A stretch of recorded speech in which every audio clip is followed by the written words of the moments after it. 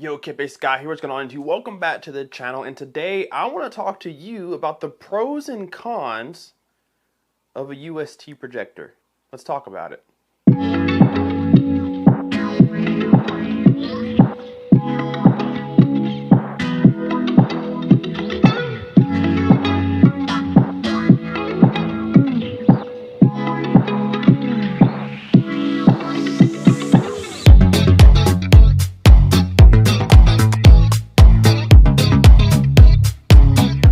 UST projector has a lot of benefits, but it does come at a certain cost, not just with the downside of having one, but with a cost overall. These things can be pretty expensive. I think to get into the entry-level projector, you have to at least spend $2,000 or close to it. And then if you really want the best quality, I mean, some of these things are $5,000, $6,000. So right then and there is a con to try to even get into the ultra short throw projector world, UST for short.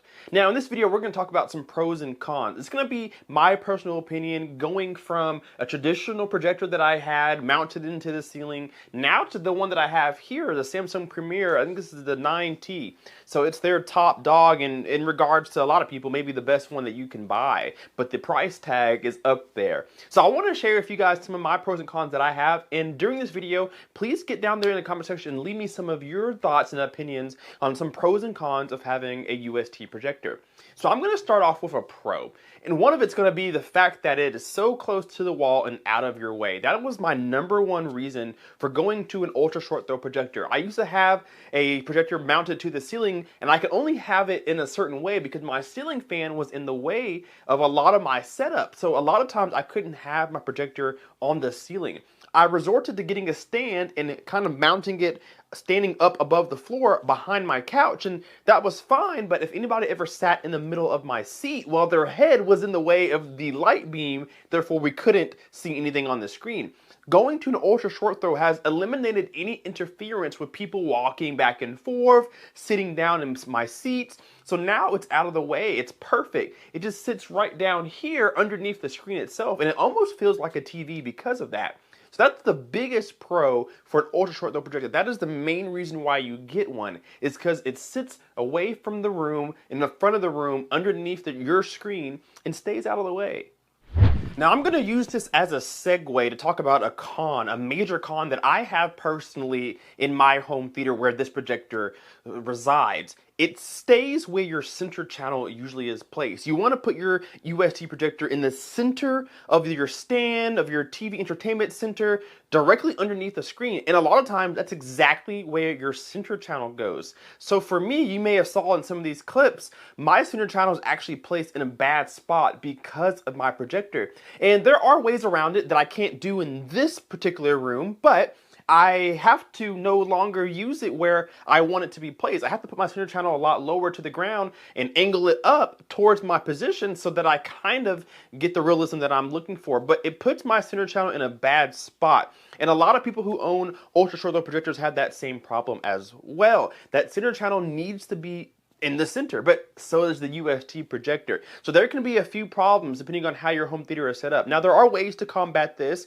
You can maybe use an acoustic transparent screen and maybe put your speakers behind the screen. If you want to go in wall, or if you have enough room, maybe you can just put the speakers behind the screen, but I can't do that in my small, tiny 1-bedroom, 1-bathroom apartment. So I'm forced to have bad placement of my center channel in order to have good placement of my projector. So there's a huge con in that right there. One of the things that really appealed me to an ultra short throw projector is its longevity. Now we know traditional projectors that shoot a long beam of light across the room, a long throw projector, they have a light bulb in there, and over time they do, dim and then eventually go out. Lasers like this one here in the Samsung Premier have a long-lasting life. Not only do they last long, but you don't have any kind of dimming in picture.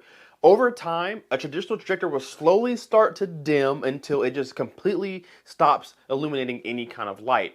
Laser projectors like this one here does not do that. It actually lasts 20, 30, 40,000 hours and stays full brightness, full peak performance the entire lifetime. So you're not out there looking for a new bulb every 2 or 3 years. This will last me probably 10 or so years, maybe longer because I don't use it a whole lot. So I love this technology in the ultra short throw projectors that you don't necessarily get in some of your long throws.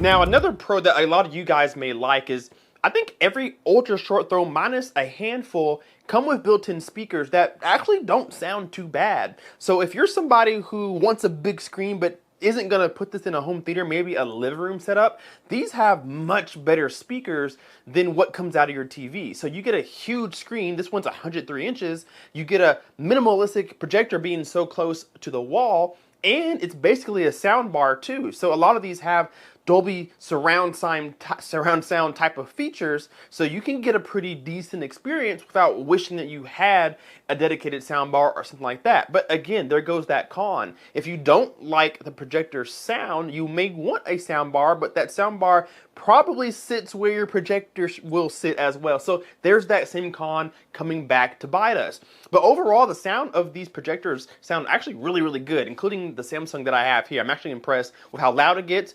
Pretty decent depth, and it does a good job of keeping me enveloped. You're not going to get a huge surround sound system out of it, but it does a lot better than those TV speakers you're watching my video on right now. Now, as of this video, there's not really a projector out there that supports 4K 120. It may support it, but it's not going to project it. So if you're gaming on a projector, you're not going to get the effect that you're looking for, especially if you're a competitive gamer. If you play Call of Duty or Apex Legends, Fortnite, things that require fast response time, you're not going to get that with a projector of any type right now. It's just not a technology we have. So you may want to stay with a TV that may have a faster time, or maybe game on a dedicated monitor like I also have, where you can have that 1 millisecond response time. You're not going to have that in a projector whatsoever. So if you're a competitive gamer, you game a lot, you may want to stay away from projectors if you're thinking about using this for a game. Unless you play casual, a campaign game, something like that, you'll be fine. There are some projectors that do have a game mode. Most of them do, so they lower that latency, but at the cost of picture quality. So you may want to stay or steer clear of projectors and go just straight for a monitor in a separate room or a separate setup that you have. Now, this is one of my biggest cons that I think a lot of people underestimate, and that's the setup process. The requirements of having an ultra short throw projector that I did my research on and I was prepared for, but it still was difficult. Setting up an ultra short throw projector is actually quite challenging. You may not know it, but your walls are not flat, and it's really revealed when it comes time to setting up your projector. A lot of companies say, hey, you don't need a screen, you can put this on a wall. Go ahead and try that. It's not going to work.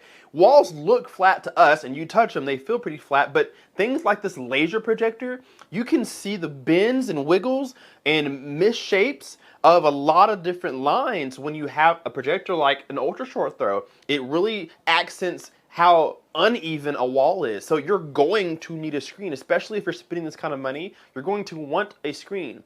Now, you're not going to want just any screen. You're going to want to fork out an extra couple of dollars and go for a acoustically transparent screen if you have a home theater, or maybe you need an ambient light rejecting screen or a screen made for ultra short throws. Kind of like this one here. This is a gray screen that only reflects light coming from underneath it and blocks everything else above it, so that my ambient lights, like the ones that are on now, don't have too much of an effect on the picture. Screens that are acoustic transparent or that are ambient light rejecting or ceiling light rejecting cost a pretty penny. So you're going to have to fork that out in addition to getting your projector. Now, you're going to want a good size too, and a lot of manufacturers give you a screen, which is great, but maybe you want to go bigger. Maybe it's too small, maybe it's too big. So sometimes picking a projector can be tough because they give you a screen that you're not happy with. I know Hisense gives you like a 100 inch screen, which is great, but what if you want 130, 140? Well, you're going to have to buy an additional screen to go with that. So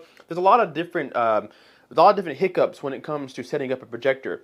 Now, the biggest con that I have for this projector, or projectors in general when it comes to ultra short throw, is how you get it to be the right height and the right distance, and then you have to align it. It takes a lot of work to do that. To get this to fit the screen perfectly is very hard to do without using keystone. You have to get it the right height, I mean the exact height, the right distance away from the wall, make sure your screen is the right height, and then calibrate it, make sure that you're perfectly straight, don't bump it, don't scoot it once you get it there. So it's not an easy setup to do at all. So that's one of my biggest cons when it comes to an ultra short throw projector. It's not as easy as mounting a TV or anything like that. You're gonna have to do some work when you buy one. All right guys, that's gonna do it for this video. You guys have been watching some Dolby Vision HDR content behind me just to kind of show off the screen. It does look really, really good, and I've been very, very much happy with it, and I'll probably always have an ultra short throw projector, probably for the rest of my life, as long as I have a dedicated home theater. So I left out some pros and cons, so I want you down below in the comment section to tell me some of yours. If you have an ultra short throw projector, what's been the best part of it? And also tell me what's been the worst part. I'm very curious to know kind of your experience having something like this versus a long throw projector or something of that sort. Leave me that comment down below, hit that like button, and subscribe if you are not already. We will see you guys in the next video. Kpaceguy out. Peace. You can say I lost my mind, I will keep on holding my head high, even if the sky is falling down.